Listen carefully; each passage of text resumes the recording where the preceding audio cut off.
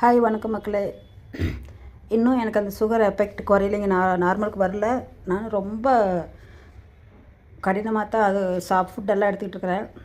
காலையில் வந்து மாதுளம்பழமும் தயிரும் சாப்பிட்டேன்.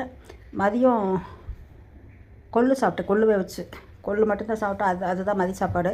இப்போ 2 தோசை வெள்ளைச்சோள தோசை இருக்குங்களா, அது 2 வெள்ளைச்சோள தோசை அது மட்டும்தான் சாப்பிட்டேன். ஃப்ரூட்ஸு இன்றைக்கி எதுவும் எடுத்துக்கல. மாதுளம்பழம் மட்டும் எடுத்துக்கிட்டேன். ஆனால் இன்னுமே வந்து அந்த சுகர் நார்மலுக்கு வரல. வந்துட்டு எனக்கு தெரியும், தலை கேன்னு வலிக்குது. இப்போ சாப்பிடவே தோணு, பசிக்கவே இல்லை. உங்களுக்கு பசிக்காமல் இருந்ததுனா தான் சுகர் அதிகமாகிட்டு இருக்கும். அது அந்த தேங்கிடுது பாருங்களேன், அப்படியே ஜீரணமாகாமல் அப்படியே இருந்ததுன்னா ஃபுட் பாய்சன் கூட ஆகிறதுக்கு சான்ஸ் இருக்குது. முடியல. இப்போ கொஞ்சம் தோசை வலுக்கட்டாயமாக தண்ணி 2 சொம்பு தண்ணி குடித்தேன். அவ்வளோ தண்ணி அதிகமாக குடித்தாலே சுகர் ரொம்ப இருக்குன்னு தான் அர்த்தம். தண்ணி குடித்தேன். 2 தோசை அது பலவந்தமாக சாப்பிட்ற மாதிரி, என்ன சொல்கிறது, குழந்தை பிள்ளை ஆடம் பிடிக்கும் பாருங்க, அந்த மாதிரி தான் இருந்து சாப்பிட்டு. இப்போ என்னால் முடியலைங்க. ரொம்ப யூடியூப்பில் கூட வீடியோ எனக்கு சரி உட்காந்து பேசி போட்டுக்க பிடிக்கிறக்க முடியல. அந்த கோலம் இதெல்லாம் வந்து பழசு நான் அப்படியே எடிட் பண்ணி போட்டுருவேன். அதில் இருக்க அன்லிஸ்டரில் போட்டிருப்பேன். அதனால் அது அப்பப்போ எடுத்து போட்டுட்ருக்கிறேன். இன்னும் வந்து நான் நார்மலுக்கே வரலைங்க. ரொம்ப கஷ்டமாக இருக்குது. அந்த இப்படியே ரொம்ப ஹைக் போச்சுன்னு வைங்களேன். ஹைக் போக வரைக்கும் ஒன்றுமே தெரிஞ்சுக்காது. 50, 500, 400 இதெல்லாம் போக வரைக்கும் ஒன்றும் தெரிஞ்சுக்காது. சிம்டம் ஒரே அளவுக்கு போய்கிட்டு இருக்கும். அது சடனாக டக்குன்னு குறையும் பாருங்கள்.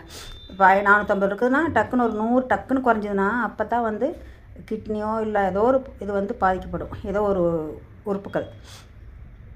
அதுதான் நம்ம கரெக்டாக அது டாக்டர்கிட்ட போய் பார்த்தா மட்டும் தான் கரெக்டாக டேப்லெட் போட்டு அந்த கொஞ்சம் கொஞ்சமாக குறைக்க பார்ப்பாங்க. நான் ஃபுட் ஐட்டத்திலே பார்த்துக்கிட்டு இருக்கிறேங்க. எனக்கு கிட்டத்தட்ட 3 வருஷமாக நான் சுகர் டெஸ்ட்டே எடுக்கல.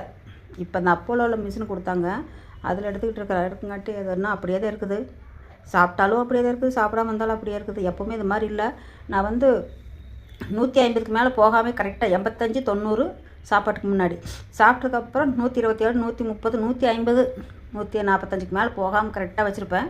ஆனால் இப்போ லெவல் மாறி போயிடுச்சு. ஏகப்பட்ட mind depression, tension, over tension. யூடியூப்பில் வந்து என்னமோ சாதிக்கிறோம்னு சொல்லி போட்டு வந்து ஏகப்பட்ட டென்ஷனு.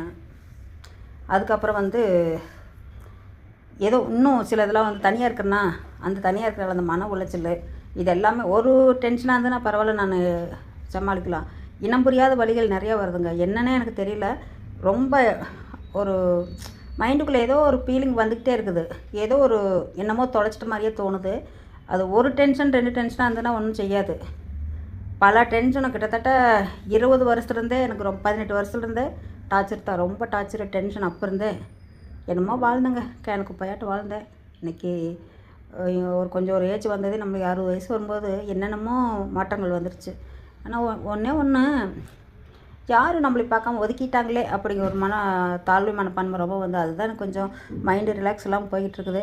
சிவபெருமான் எப்படி விட்டாரோ பரவாயில்ல, சீக்கிரம் போயிடணும். அதுதான் நான் கடவுளை வேண்டிக்கிறேன். பாய்ங்க.